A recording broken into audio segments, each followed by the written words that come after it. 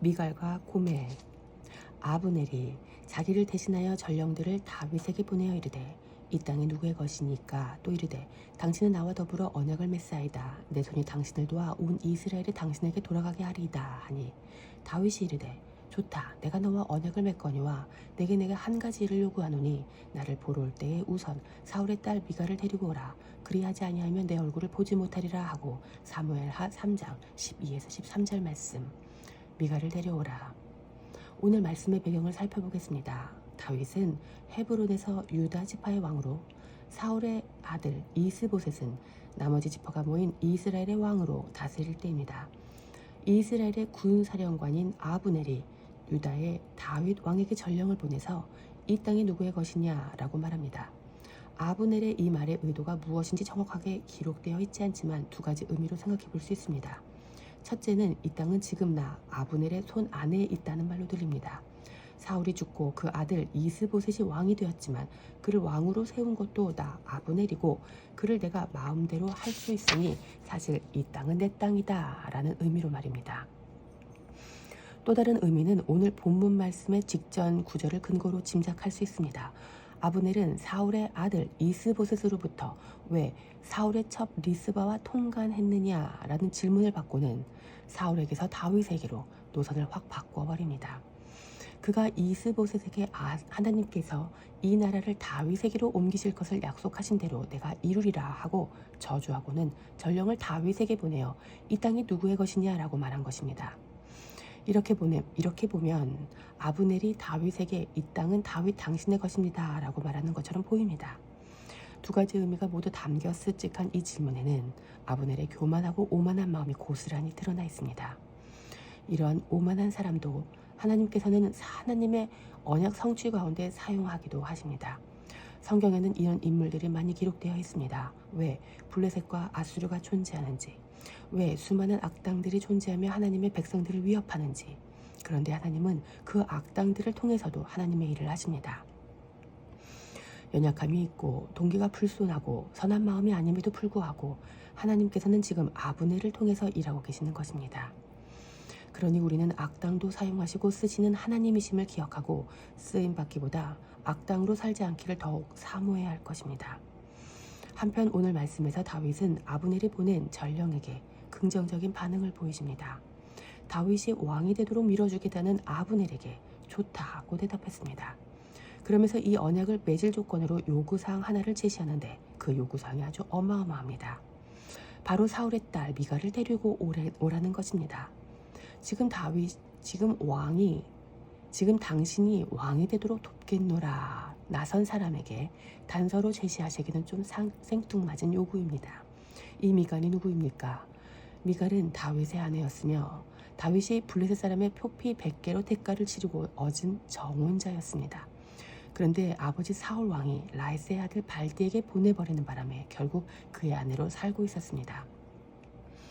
아버지에 의해 신랑이 계속 바뀐 비웃의 여성입니다. 그런데 지금 다윗에게도 아내가 많습니다. 지금 다윗은 6명의 아내를 거느리고 있으면서도 미갈을 아내로 또 데리고 오려는 것입니다. 혹시 다윗이 너무한 거 아닌가 생각이 드실 수도 있겠습니다만 저는 이 대목에서 정말 큰 은혜를 받았습니다. 왕이 오실 때 신부를 부르십니다. 결론적으로 말씀드리면 우리 주님이 왕으로 다시 오실 것이라고 저는 믿고 있습니다. 성경의 제일 끝은 우리 주님이 왕으로 오시는 것입니다. 우리 주님이 이 땅에 종으로 오셔서 우리에게 종의 모습으로 헌신하시고 십자가에 달리시기까지 섬겨주신 것은 하나님 언약 성취의 과정입니다. 물론 십자가는 예수님만이 이루실 수 있었던 일이며 인간이 하나님께 나아갈 유일한 길이므로 그 가치를 따질 수 없을 만큼 중요합니다. 그러나 예수님의 십자가 죽음과 부활로 구원을 받은 우리 신앙생활의 하이라이트는 이제 그분께서 자신의 신부를 찾으러 왕으로 다시 오시는 일이라는 말입니다. 그것이 언약의 최종적 완성이기 때문입니다. 이 땅에는 종으로 오셨던 그분을 사랑하게 된, 그래서 그분의 약속이 이루어지기를 기다리며 살아가는 신부들이 있습니다. 그분이 왕으로 오실 때 비로소 하나님의 시나리오는 완성되면서 해피엔딩으로 끝나게 될 것입니다. 그분을 사랑하지 않는 누군가에게는 새드 엔딩으로 될 수도 있겠지만 말입니다. 신랑을 향한 그래서 십자가에서 이루어진 새 생명 가운데 믿음도 필요하고 신랑을 향한 그 사랑에 변치 않아야 하고 자기를 부인하며 신랑이 다시 오실 날만을 소망하며 신앙생활을 해야 하는 것입니다. 신랑이 다시 오실 때까지 말입니다. 이렇게 왕이 다시 오셔서 왕자에 앉으시기 전에 그분이 하시는 일이 있을 것입니다. 무엇입니까? 바로 왕의 신부들을 모으시는 것입니다. 다윗이 왕이 되는 과정 가운데 미갈을 데려오라고 한 것과 같이 말입니다. 미갈은 다윗의 정혼자임에도 불구하고 다른 남자 품에 있었습니다. 그런 부정한 여임에도 불구하고 다윗은 자신이 왕이 되기 전에 그 신부를 원했습니다. 여러분, 우리가 이 사랑을 받았습니다.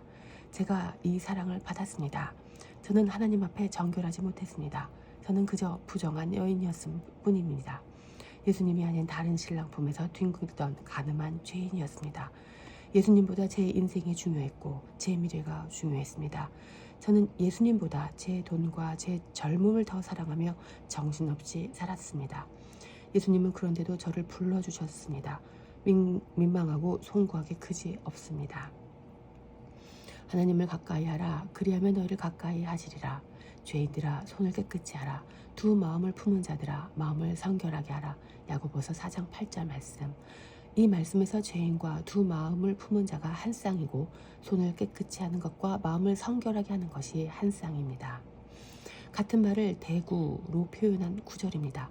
즉 죄인이란 두 마음을 품은 자들이며 깨끗하지 못하고 성결하지 못한 자입니다. 그러면 성결한 자는 누구입니까? 성결한 자는 한 마음을 품은 사람입니다. 하나님과 인간들 가운데 우리가 정결하고 성결하다는 것은 우리가 하나님 한 분만 바라본다는 뜻입니다.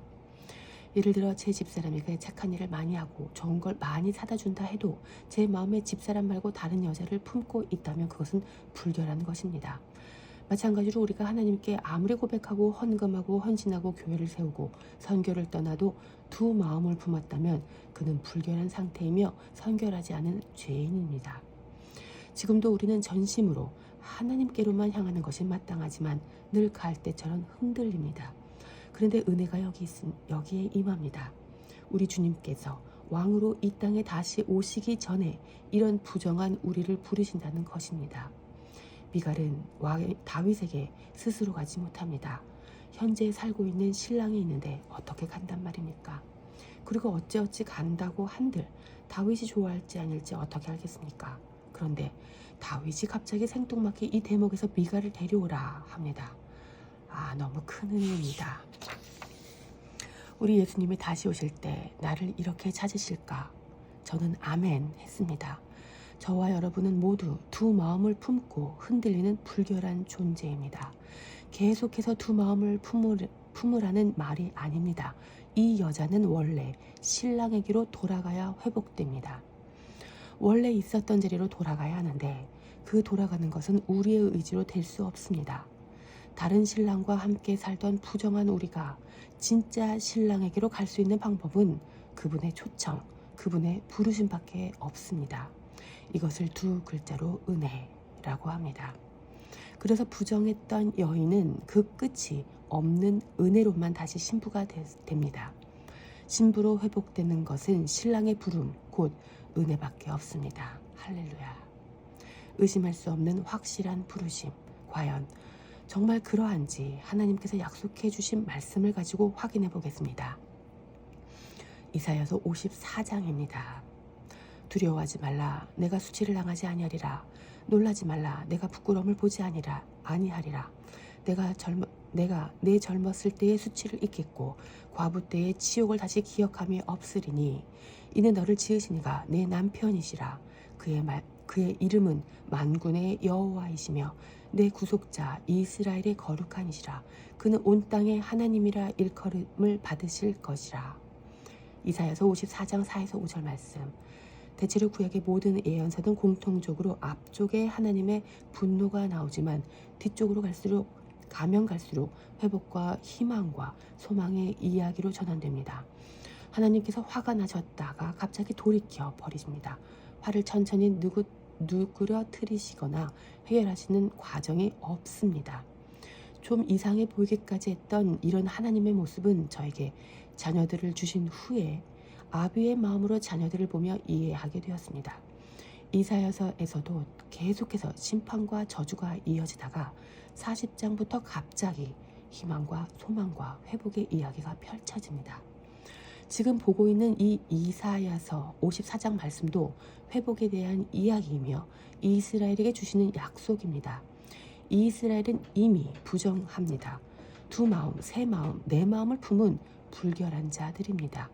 애굽으로 다시 돌아가려고 하고 바벨론에게 마음을 빼앗기며 지금껏 포로 생활하던 나라들을 계속 쫓아다녔던 나라가 바로 이스라엘입니다. 그런데 하나님께서 이들에게 약속하십니다. 두려워하지 말라. 네가 수치를 당하지 않을 거다. 놀라지 말라. 부끄러움을 당하지 않을 거다. 젊었을 때 수치나 과부 때의 치욕을 잊을 거다. 이들이 잘나서가 아닙니다. 하나님의 일방적인 선포입니다. 다윗이 아브넬에게 말했던 것처럼 미갈 데리고 와라 이것입니다. 이스라엘에게 하나님은 남편이십니다. 남편 되시는 하나님께서 이스라엘에게 이혼 증서를 안 써주셨다고 하십니다. 이스라엘이 아무리 다른 남자와 뒹굴고 있어도 하나님은 한 번도 도장을 찍어주신 적이 없습니다. 하나님은 원하지 않으셨는데 죄를 지은 이스라엘이 겸연쩍어 스스로 하나님을 떠나는 것이 계속되었던 것입니다. 이런 아내에게 이혼 도장을 찍어주지 않는 그 남편의 심정이 상상이 되십니까? 하나님께서 귀와 눈을 창조하셨고 그래서 다 듣고 보고 계신답니다. 죄 짓는 것, 딴 마음 품는 것을 친히 다 보고 다 들으셨는데도 이혼 도장은 안 찍어주신 이유가 무엇입니까? 내가 네 남편이기 때문입니다. 이스라엘에게 하시는 말씀입니다. 우리 또한 그리스도 안에서 이스라엘과 연합된 자이기에 이 언약은 우리에게도 유효합니다. 하나님께서 우리의 남편이 되십니다. 그분이 온 땅의 하나님이라 일컬음을 받으십니다. 우리 하나님께서 각 나라와 민족과 백성에게 저분이 하나님이시구나 고백을 받으시는 때가 언제인지 아십니까? 바로 이 불결한 자들, 신랑을 떠난 신부들, 우리같이 부정한 자의 입술로 이분이 하나님이시며 이것이 하나님의 성품이라고 고백하고 증언할 때 그분이 높임을 받으십니다. 하나님의 구별하심이 여기서 나타납니다. 다들 이혼도장 찍어줄 때 우리 주님은 이혼도장 안 찍어주시고 내 신부를 데려와라 라고 미가를 부르시는 것 뿐입니다. 그분의 목적은 왕이 되어 군림하시는 것이 아니기 때문입니다. 그분은 왕이 되시기 전에 함께하고 함께 기뻐하고 함께 살 신부들을 필요로 하십니다. 미갈은 다윗이 생명을 걸고 대가를 지불하고 얻은 아내입니다. 그 미갈을 다윗이 불렀고 그래서 미갈이 갑니다. 훗날 미갈은 무슨 마음이었는지 언약궤 앞에서 몸을 드러내어 춤을 춘 다윗을 조롱하지만 죽거나 버림당하지는 않습니다. 다만 자녀만 낳지 못하는데 그저 그것조차 은혜였습니다. 여호와께서 너를 부르시되 마치 버림을 받아 마음에 근심하는 아내 곧 어릴 때의 아내가 되었다가 버림을 받은 자에게 함과 같이 하실 것임이라. 네, 하나님께서 말씀하셨느니라. 내가 잠시 너를 버렸으나 큰 긍휼로 너를 모을 것이요 내가 넘치는 진노로 내 얼굴을 내게서 잠시 가렸으나 영원한 자비로 너를 긍휼히 여기리라. 내 구속자 여호와께서 말씀하셨느니라. 이는 내게 노아의 홍수와 같도다. 내가 다시는 노아의 홍수로 땅 위에 범람하지 못하게 하리라. 맹세한 것 같이 내가 내게 노하지 아니하며 너를 책망하지 아니하기로 맹세하였노니 산들이 떠나며 언덕들은 옮겨질지라도 나의 자비는 내게서 떠나지 아니하며 나의 화평의 언약은 흔들리지 아니하리라. 너를 긍휼히 여기시는 여호와께서 말씀하셨느니라. 이사야서 54장 6에서 10절 말씀. 여호와께서 말씀하셨습니다. 전능자의 선포는 성취입니다. 우리 같은 무능자는 선포하더라도 성취될지는 미지수입니다. 다이어트 한다고 아무리 호언장담해도 실패하지 않습니까? 하지만 전능자의 선포는 곧 성취입니다. 단지 아직까지 우리 눈에 보이지 않을 따름입니다. 그래서 이 말씀은 이미 성취입니다. 우리는 그것을 믿어 이렇게 고백합니다. 예, 주님, 이렇게 말씀하셨네요. 감사합니다. 아멘으로 받고 기쁜 가운데 오늘을 살아갑니다. 저 이스라엘도 제 눈에는 소망이 없어 보이지만 주님께서는 이미 신부로 부르셨군요. 감사합니다, 주님. 9절과 10절의 언약은 화평의 언약입니다. 우리 주님은 왕 중에 왕이시며 신들 중에 신, 주들 중에 주이신데 다른 왕들이 신들과 극명한 차이는 우리 주님은 말씀하시고 그 말씀을 이루시는 분이라는 사실입니다. 다른 신들은 말씀을 이룰 수 없습니다. 우리 주님만이 시초부터 종말을 말씀하신 분이며 시초부터 종말을 말씀하셨다는 것은 시간 위에 계신 유일하신 분이라는 뜻입니다. 여러분은 이런 주님, 우리 주님께서 지금 말씀하신 화평의 언약에 대해 아멘이 되십니까? 호세아와 고멜을 통해 보여주신 부르심의 확실함, 또 다른 말씀에서 확인해 보십시다. 호세아서 말씀입니다. 호세아 1장에서 하나님께서는 호세아에게 결혼하라고 하십니다. 히브리어로 호세, 여호수아, 예슈아, 예수님의 히브리식 이름. 호세아가 같은 이름이며 그 이름의 뜻이 여호와께서 구원하신다, 그가 건지신다 라는 말입니다. 그런데 하나님께서 그 호세아를 누구에게로 보내어 건지십니까? 바로 음란한 여인 고멜입니다. 호세아가 그 음란한 여인과 결혼해서 첫 아이를 낳고 그 이름을 로루하마라고 합니다. 로는 아니다는 뜻의 부 사이로 루하마는 연민, 긍휼을 뜻하므로 긍휼이 여김을 받지 못하는 자라는 이름이 호세아의 첫 딸의 이름입니다. 둘째는 아들이었는데 이름이 로암미, 즉 내 백성이 아니다입니다. 그러니까 아기의 이름을 내 자식도 아니고 내 백성도 아니라고 지은 것입니다. 그런데 갑자기 입장이 바뀌어서 내 백성, 암미, 내 자녀, 루하마라고 선포해버리십니다. 어떻게 이런 역전이 가능한 것입니까? 하나님의 은혜가 개입된 결과입니다. 이 자녀들이 무언가를 해서 로가 없어진 게 아닙니다. 다만 하나님께서 하나님의 은혜로 로를 담당하신 것입니다. 동일하게 부정한 우리 역시 스스로 깨끗하게 씻고 정결해져서 신랑 되신 하나님께로 돌아온 게 아닙니다. 우리는 그냥 발디엘의 품에 있던 자였는데 왕 되신 주님께서 내 신부 불러와 라고 하셔서 우리가 주님께로 그냥 가게 된다는 말입니다. 전적인 하나님의 은혜입니다. 하나님은 이스라엘에게 호세아를 보내셔서 그의 삶을 통해 경험하게 하셨습니다. 이런 말씀 볼 때마다 정말 선지자 되는 것 피하고 싶지만 저와 여러분 모두 선지자 되기를 축복합니다. 그러므로 보라, 내가 그를 타일러 거친 들로 데리고 가서 말로 위로하고 거기서 비로써 그의 포도원을 그에게 주고 아골골짜기로 소망의 문을 삼아주리니 그가 거기서 응대하기를 어렸을 때와 애굽 땅에서 도래오던 날과 같이 하리라. 여호와께서 이르시되 그날에 내가 나를 내 남편이라 일컫고 다시는 내 바알이라 일컫지 아니하리라. 내가 바알들의 이름을 그의 입에서 제거하여 다시는 그의 이름을 기억하여 부르는 일이 없게 하리라. 그 날에는 내가 그들을 위하여 들짐승과 공중의 새와 땅의 곤충과 더불어 언약을 맺으며 또 이 땅에서 활과 칼을 꺾어 전쟁을 없이 하고 그들로 평안히 눕게 하리라. 내가 내게 장가들어 영원히 살되 공의와 정의와 은총과 긍휼이 여김으로 내게 장가들며 진실함으로 내게 장가들리니 내가 여호와를 알리라. 호세아서 2장 14에서 20절 말씀. 우리 주님은 우리를 거친 들 광야에서 위로하십니다. 주님의 말씀으로 위로를 받기 원하신다면 거친 들도 예상하시기 바랍니다. 그곳에서 정반대의 일도 일어납니다. 거친 들이 포도원이 되고 죽음의 아골 골짜기가 소망이 됩니다. 이유가 무엇입니까? 바로 신랑 때문입니다. 하나님 때문이라는 말입니다. 하나님께서 구원하시는 그 구원의 날에는 더 이상 하나님을 향하여 바알이라고 말하지 않는답니다. 바알이라는 말에 주인, 남편이라는 뜻이 있다 해도 가나안 땅의 대표적 우상의 이름이었으므로 그 말을 하나님께 쓸 수 없습니다. 이 바알은 부정한 이스라엘의 옛 신랑이며 옛 주인이었습니다. 이스라엘은 그가 공급자이고 보호자인 양 여겼습니다. 그런데 다시는 이렇게 부르지 않는답니다. 왜냐하면 하나님께서 남편이 되기 때문입니다. 여러분, 하나님의 이 늠름함이 보이십니까? 사람이 연애를 할 때 상대방의 전애를 안 받는다고 노심초사하는 사람은 자신이 없어서 그러지 않습니까? 정말 자신 있는 사람은 전화를 안 받아도 상대가 다른 사람을 만나고 있다 하더라도 걱정하지 않습니다. 우리 주님의 자신감을 보십시오. 주님께서 남편이 되시면 이스라엘은 다시는 바알을 기억하지도 않는답니다.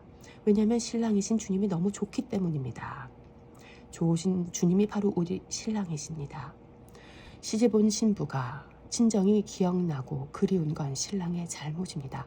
제가 사역했던 목포에서 다음 사역지로 떠나올 때 마음이 너무 어려워서 운전하는 내내 울면서 여인의 인생을 이해하게 되었습니다. 30년을 같이 살던 아들이 파랑새처럼 목포로 떠났을 때 저희 어머니께 병이 찾아왔던 것도 이해가 되었습니다. 자매님들은 자신이 살던 환경, 가정 다 뒤로 하고 신랑에게로 넘어옵니다. 이 자매가 행복하려면 신랑만을 바라보아야 합니다.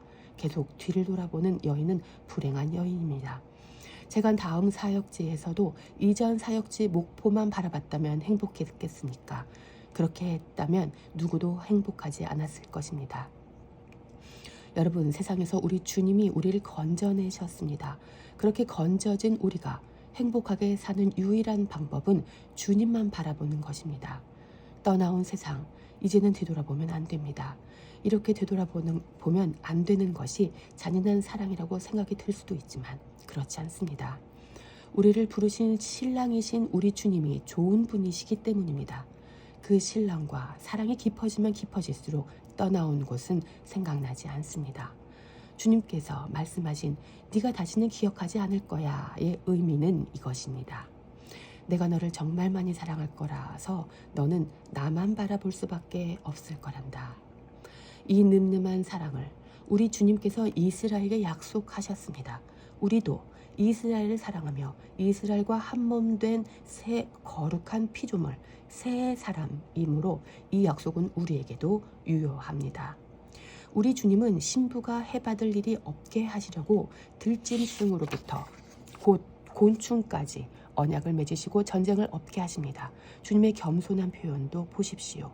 우리에게 장가를 들어주신답니다. 미갈은 다윗이 미갈에게 장가들 때 그때 다윗을 다윗으로 알게 됩니다.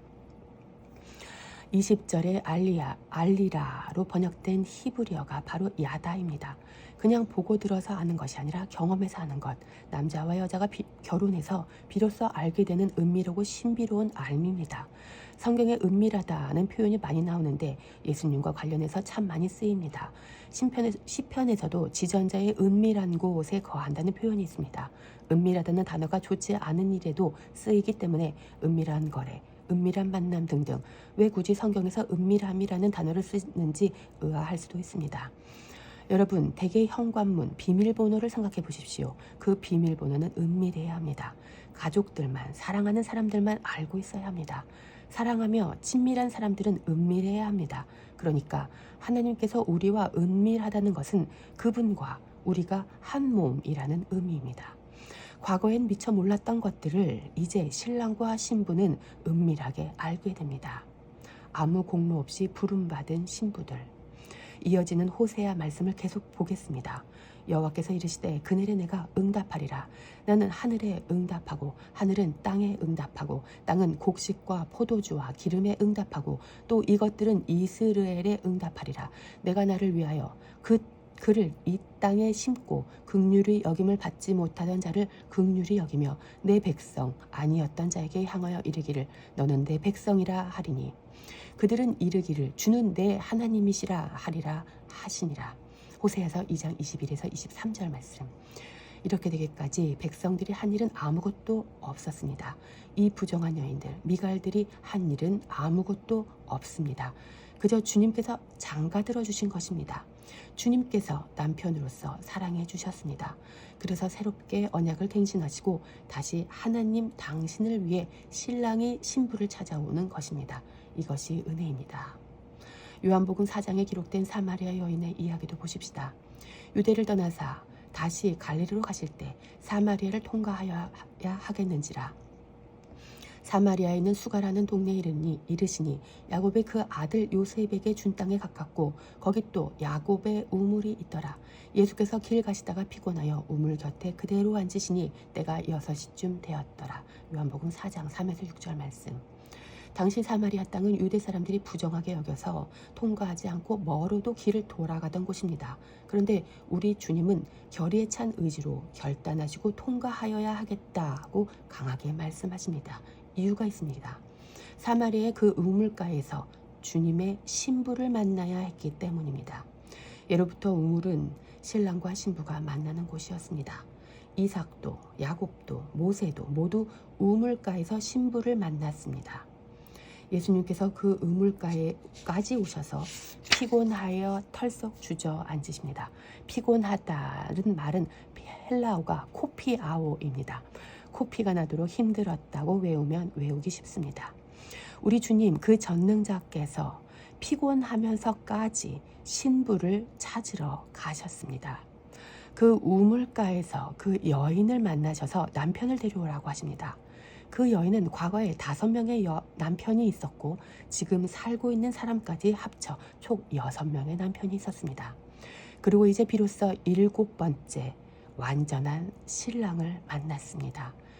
여인이 찾아간 것이 아닙니다. 신랑 대신 우리 예수님께서 찾아오셔서 이 여인의 7번째 신랑이 되어주시며 완전한 결혼이 회복되는 것입니다. 사무엘하 말씀으로 돌아가 보겠습니다. 미갈은 어떻게 다윗의 신부가 되었습니까? 미갈의 노력 때문이었습니까? 아닙니다. 다윗의 콜링 부르심 때문입니다. 다윗이 왕이 되기 전에 내 신부 내가 대가를 지불하고 얻은 내 여자 내 미갈을 데려오라고 했기 때문입니다. 이것을 은혜라고 합니다. 이스보셋이 사람을 보내 그의 남편 라이스의 아들 발디엘에게서 그를 빼앗아 오매 그의 남편이 그와 함께 오매 울며 바후림까지 따라왔더니 아브넬이 그에게 돌아가라 하매 돌아가니라. 사무엘하 3장 15에서 16절 말씀. 이제 이스보셋이 발디엘에게서 미갈을 빼앗아 옵니다. 이 빼앗아 오다라는 히브리 말이 라카흐입니다. 데리고 오는 것이 은혜라고 했듯이 미갈을 여기서 데리고 오는 것입니다. 그런데 이 남편은 하루아침에 뭐가 됩니까? 이 남편이 울며 따라오다가 아브넬이 명령하니 돌아갔다고 합니다. 이 말씀에서 궁금해서 제가 찾아본 구절이 있습니다. 사무엘상 25장 44절에는 미갈의 남편이 라이스의 아들 발디라고 기록되어 있는데 사무엘 하에서는 발디엘이랍니다. 왜 이름이 다른지 하나님께 기도하며 여쭈어 보았습니다. 성경의 무호성을 부정하는 사람들은 이런 구절을 근거로 들어 성경의 권위를 공격하기 때문입니다. 이때 하나님께서 제게 이렇게 감동을 주셨습니다. 탈출하다, 구원하다 라는 뜻의 발디 뒤에 하나님이라는 뜻의 엘이 붙여서 하나님의 구원자라는 이름이 되었습니다. 이 이름의 뜻을 보고 나니 은혜가 밀려왔습니다. 미갈은 자기 뜻과 상관없이 아버지에 의해서 그냥 같이 살고 있었고 그냥 그렇게 사는 줄 알았는데 하나님의 구원이 이 미갈을 잡아오는 것입니다. 이 해석은 어떤 성경 주석에도 없지만 하나님께서 제게 주신 감동은 하나님이 구원하신다. 하나님이 발디엘을 통해 미갈을 미갈되게 하신다라는 것이었습니다. 그러면서 미갈이라는 이름을 또 주목하여 보게 하셨습니다. 미갈이라는 이름은 그릇이라는 뜻입니다. 그 그릇에는 발디가 담겨 있었고 발디의 소속이었으며 발디와 한 몸 되어 있었습니다. 그런데 이 그릇이 이제 다윗을 담게 됩니다. 왕을 담게 되는 것입니다. 우리가 이 보배를 질 그릇에 가졌으니 이는 심히 큰 능력은 하나님께 있고 우리에게 있지 아님을 알게 하려 함이라. 고린도후서 4장 7절 말씀. 우리는 그릇입니다. 귀한 그릇도 아니고 평범하고 막 쓰는 질그릇입니다. 성경은 이런 하찮은 우리가 귀한 보배를 가졌다고 합니다. 그렇게 하신 이유가 무엇입니까? 우리가 원래 귀한 것을 담을 수 없는 그릇임에도 불구하고 보배를 담은 이유는 심히 큰 능력이 하나님께 있고 우리에게 있지 아니함을 알게 하려 함입니다. 미갈이라는 그릇이 다윗이라는 왕을 담게 되고 한 몸이 되는 이유는 능력이 미갈에게 없고 오직 신랑에게만 있다는 것을 알게 하시려는 것입니다. 전적인 은혜입니다. 주님께서 오늘 우리에게도 이것을 알게 하신다고 믿습니다. 네가 나의 신부가 된 것은 전적으로 나의 열심과 나의 공로이며 나의 경영이고 섭리이며 경륜이란다. 다른 남자를 쫓아 두 마음을 품던 부정하고 불결한 이스라엘이 갑자기 주님과 한 몸 된 신부로 돌아오는 것은 이들이 예쁘고 잘나고 선해서가 아니라 하나님의 하나님됨을 알리기 위함입니다. 동일하게 우리를 하나님께서 버리지 아니하시고 그분의 신부로 불러 한 몸이 되게 하시고 우리를 그릇 삼으셔서 우리 몸 안에 들어와 사시며 우리를 성전 삼으셔서 거룩한 주님이 들어와 사시는 이유도 이 모든 능력이 우리에게는 없고 그분께만 있음을 알게 하시기 위함입니다. 정말 안심이 되지 않습니까? 그래서 우리의 약함은 오히려 강함이 됩니다. 자랑이 됩니다.